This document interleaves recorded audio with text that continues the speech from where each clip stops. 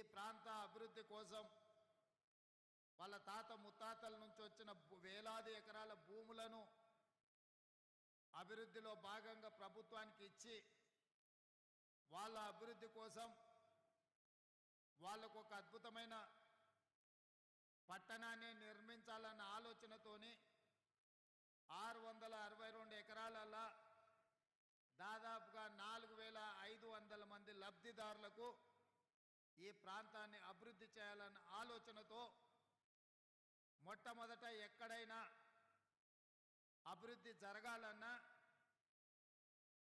నగరం నిర్మాణం జరగాలన్నా వాళ్ళకి ఇక్కడ విద్యా ఉపాధి అవకాశాలకు సంబంధించి వైద్యానికి సంబంధించిన మౌలిక వసతులను ఏర్పాటు చేయాల్సిన బాధ్యత ప్రభుత్వం మీద ఉన్నది. అందుకే ఈరోజు యంగ్ ఇండియా స్కిల్స్ యూనివర్సిటీ బిల్లును శాసనసభలో ఆమోదం పొంది సరాసరి అక్కడి నుంచి ముచ్చర్ల ప్రాంతంలో బ్యాగరికంచె దగ్గర ఆ యొక్క ఫలాలు మీకు అందించాలన్న ఆలోచనతోని ఇంటికి కూడా వెళ్లకుండా మా మంత్రివర్యులు శ్రీధర్ బాబు గారు మమ్మల్ని అందరినీ చెయ్యి పట్టుకొని ఈరోజు ఇక్కడికి నన్ను మా ఉప ముఖ్యమంత్రి గారిని తీసుకురావడం జరిగింది. ఎందుకు అంటే ఆ బిల్లును ఆమోదింపజేసుకొని తెలంగాణ ఉద్యమమే నిరుద్యోగ సమస్య, తెలంగాణ రాష్ట్ర సాధనలో అత్యంత క్రియాశీలక పాత్ర పోషించింది నిరుద్యోగ యువకులు.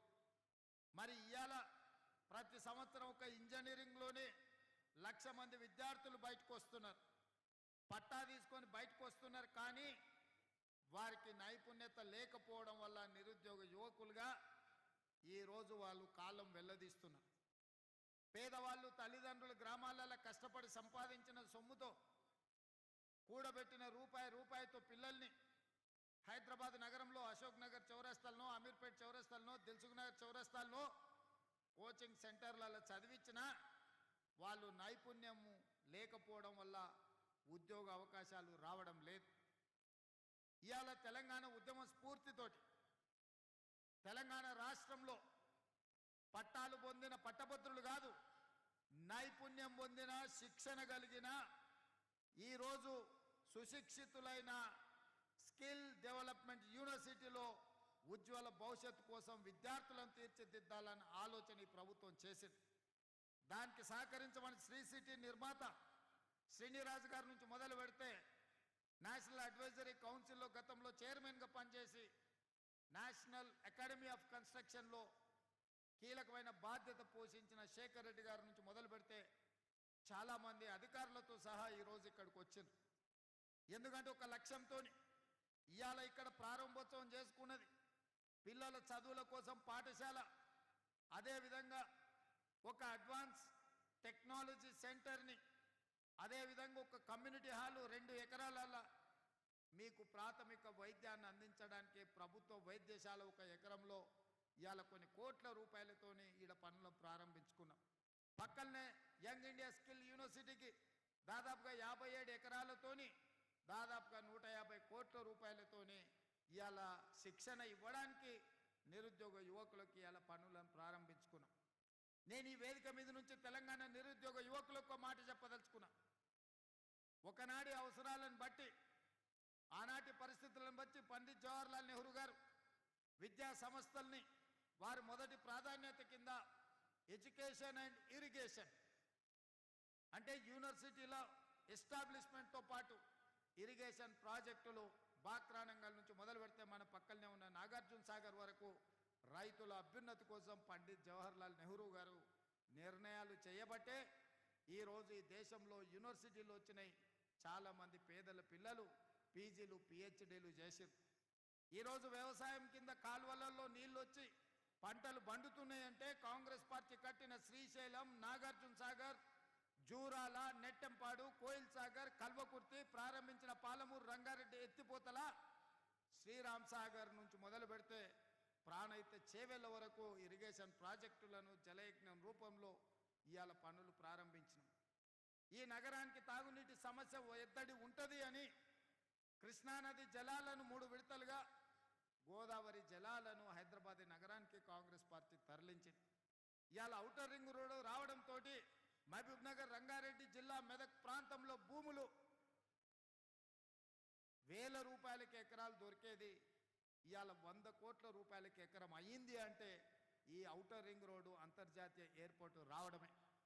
ఇవాళ అందుకే అన్ని ఆలోచన చేసి లక్షలాది మంది పట్టాలు తీసుకొని డిగ్రీలు పొంది నిరుద్యోగ యువకులుగా శాశ్వతంగా మిగిలిపోతుంటే వాళ్లకు వృత్తి నైపుణ్యం నేర్పించాలి అని వాళ్లకు 3 నుంచి 6 నెలలు శిక్షణ ఇచ్చి సర్టిఫికెట్ కోర్సులు ఇవ్వాలి అని, అదేవిధంగా డిప్లొమా కోర్సులు నేర్పాలని, అదేవిధంగా డిగ్రీ పట్టాలని ఇవ్వడం ద్వారా ఈరోజు రెడ్డి ల్యాబ్స్ నుంచి మొదలు పెడితే ఎస్బీఐ వరకు చాలా సంస్థలు ముందుకొచ్చి వాళ్ళకి శిక్షణ ఇప్పించడమే కాదు వాళ్ళకు ఉద్యోగాలు మేము ఇస్తామని ఇవాళ సంస్థలన్నీ ముందుకు వచ్చినాయి. అందుకే ఈరోజు స్కిల్ యూనివర్సిటీలో మీకు అడ్మిషన్ వచ్చిందంటే మీకు ఉద్యోగం గ్యారంటీ అని చెప్పి నేను మాట ఇస్తున్నా. ఇవాళ ఇక్కడ శిక్షణ పొందిన ఏ విద్యార్థి కావచ్చు, విద్యార్థిని కావచ్చు, ఉద్యోగ సమస్య రాదు. ఈ రాష్ట్రంలో పక్క రాష్ట్రాలలో, పక్క దేశాలలో మీకు ఉద్యోగాలు వచ్చే విధంగా శిక్షణనిచ్చే బాధ్యత ఈ ప్రభుత్వం తీసుకుంటుంది. మీ భవిష్యత్తు కోసం ప్రణాళికలు వేస్తుంది.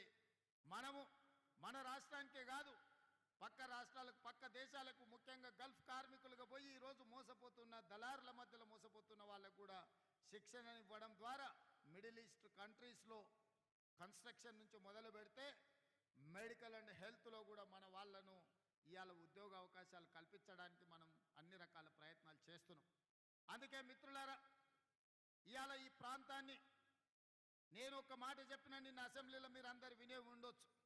హైదరాబాద్ నగరాన్ని నవాబులు కట్టి ఉండొచ్చు, సికింద్రాబాద్ నగరాన్ని బ్రిటిషర్తో పాటు చాలామంది అభివృద్ధి చేసి ఉండొచ్చు, సైబరాబాద్ నగరాన్ని చంద్రబాబు నాయుడు, రాజశేఖర రెడ్డి గారు నిర్మించి ఉండొచ్చు.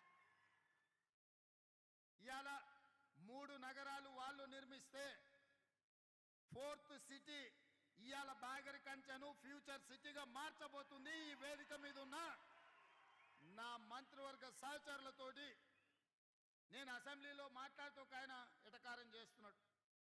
న్యూయార్క్ చేస్తారంట మీరు అని. ఆ ఎటకారం చేసేటోళ్ళకి నేను ఒక మాట చెప్పదలుచుకున్నా. న్యూయార్క్ నగరానికంటే అధునాతమైన నగరాన్ని ఇక్కడ నిర్మించి చూపిస్తాం.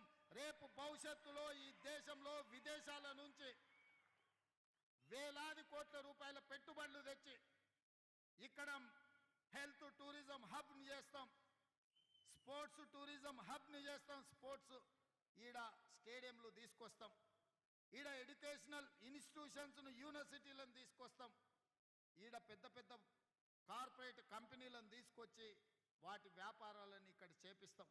ఇక్కడ ప్రతిదీ డెవలప్ చేస్తాం. మన ఈ ముచ్చెర్ల ప్రాంత భూమి కానుకొని కడతాలు, మహబూబ్ నగర్ జిల్లాలో ఉన్న ఆమంగల్ కడతాలు ప్రాంతంలో ఉన్న వేలాది ఎకరాల ఫారెస్ట్ ఏదైతుందో అర్బన్ ఫారెస్ట్ కింద డెవలప్ చేసి నైట్ సఫారీని కూడా అందులో డెవలప్ చేస్తాం. పర్యాటకులు ఎక్కడున్నా ఇక్కడికి వచ్చి చూసే విధంగా చేస్తాం. ఇవాళ ఈ కూర్చున్న ప్రాంతానికి ఇవాళ హైదరాబాదు నగరం నుంచి ముఖ్యంగా నాగోల్లో ఉన్న మెట్రో రైలును ఎల్బీ నగర్కు తీసుకొస్తాం. ఎల్బీ నగర్ నుంచి ఓవైసీ హాస్పిటల్కి తెస్తాం, ఓవైసీ హాస్పిటల్ నుంచి చంద్రాయన గుట్టకు తెస్తాం, చంద్రాయన గుట్ట నుంచి P7 రోడ్డు ద్వారా ఎయిర్పోర్టుకు తీసుకొస్తాం, ఎయిర్పోర్టు నుంచి బాగర్ కంచకు మెట్రో రైలు తెచ్చే బాధ్యత నాది. మీరందరూ సహకరించండి. మనం ఉండంగానే, మనం చూడంగానే ఒక అద్భుతమైన నగరం. మీరు దుబాయ్ని చూసి ఉండొచ్చు, సింగపూర్ చూసి ఉండొచ్చు, న్యూయార్క్ చూసి ఉండొచ్చు. వానన్నిటికంటే ఒక అద్భుతమైన నగరాన్ని బాగర్ కంచెను అభివృద్ధి చేసే బాధ్యత ఈ ప్రభుత్వం తీసుకుంటుంది. భూమి అయిన పేదలకు కూడా నేను మాట ఇస్తున్నా. మీ బాగు కోసం, మీ మేలు కోసం, మీ లబ్ధి కోసం ఈ ప్రభుత్వం పనిచేస్తుంది. మిమ్మల్ని 100% ఆదుకుంటుంది. మీ ఇళ్లలో ఉన్న యువకులకు శిక్షణ ఇప్పిస్తాం, ఉద్యోగ భద్రత కల్పిస్తాం. ఆడబిడ్డలకైనా మీ పిల్లలు ఎవరైనా చదువుకున్న వాళ్లకు శిక్షణ ఇప్పించి ఉద్యోగ భద్రత కల్పించే బాధ్యత మన ప్రభుత్వం తీసుకుంటుంది, ప్రజా ప్రభుత్వం తీసుకుంటుందని నేను చెప్పదలుచుకున్నా. అందుకే మిత్రులారా, వేగంగా అభివృద్ధి జరగాలి అనంటే మీ సహకారం ఉండాలి. మిమ్మల్ని ఎవరిని పిలువకుండా కూడా వచ్చి నాయకులు పోలీసుల మధ్యలో టెంకాయ కొట్టి పోవచ్చు, కానీ అట్లా చేయదలుచుకోలే.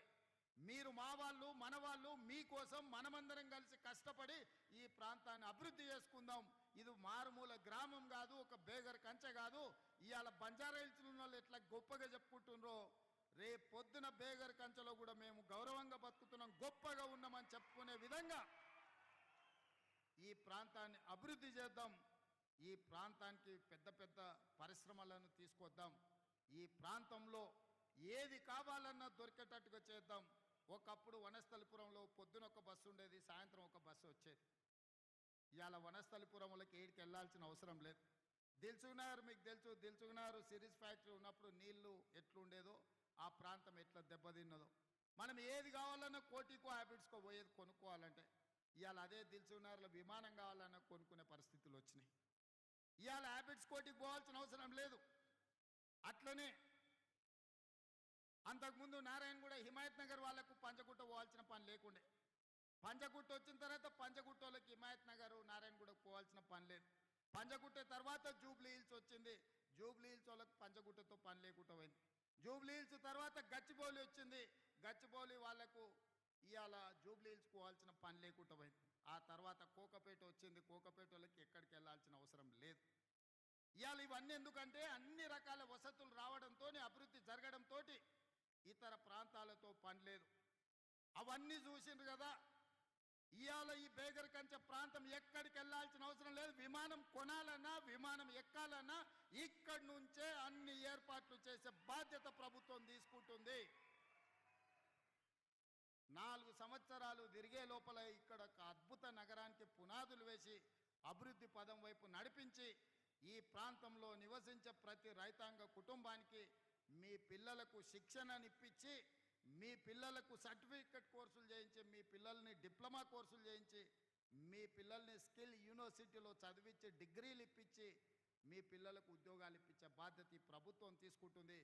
ఎవరు భూమి పోయిన వాళ్ళు అధైర్యపడకండి, మిమ్మల్ని ప్రభుత్వం ఆదుకుంటుంది, మీ పిల్లలకు మంచి భవిష్యత్తుని ఇస్తుంది అని చెప్పి మీకు అందరికీ తెలియజేస్తున్నా.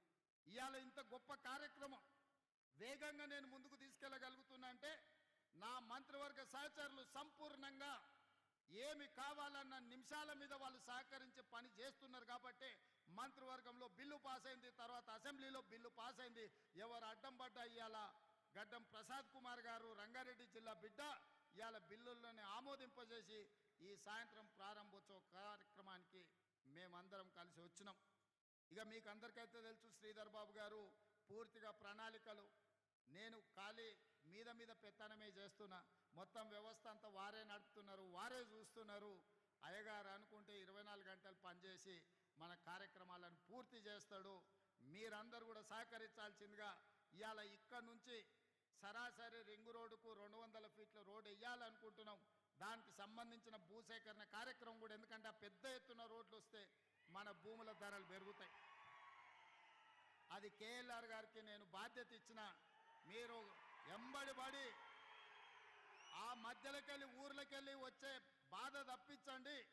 ఎట్లయితే ఔటర్ రింగ్ రోడ్డు బరాబర్ రాజమార్గంలో వస్తారో అక్కడి నుంచి ఇక్కడికి కూడా 200 ఫీట్ల రోడ్డుతోటి రోడ్ వేయండి, ఎలివేటర్ కారిడార్ వేయండి, దానిపైన మెట్రో కూడా వేద్దాం, మెట్రోను కూడా ఇక్కడికి తీసుకొద్దామని తెలియజేస్తూ, ఇంత మంచి కార్యక్రమానికి మీరందరూ వేలాదిగా వచ్చి ప్రభుత్వం చేస్తున్న మంచి పనికి అండగా నిలబడ్డందుకు మిమ్మల్ని అందరినీ మనస్ఫూర్తిగా అభినందిస్తూ సెలవు తీసుకుంటున్నా.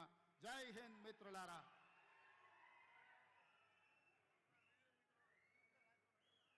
అదేవిధంగా మా Enkanna outer ring road Rajasekhara Reddy గారు వేపించిండ్రు, regional ring road Komatireddy Venkatareddy గారి నేతృత్వంలో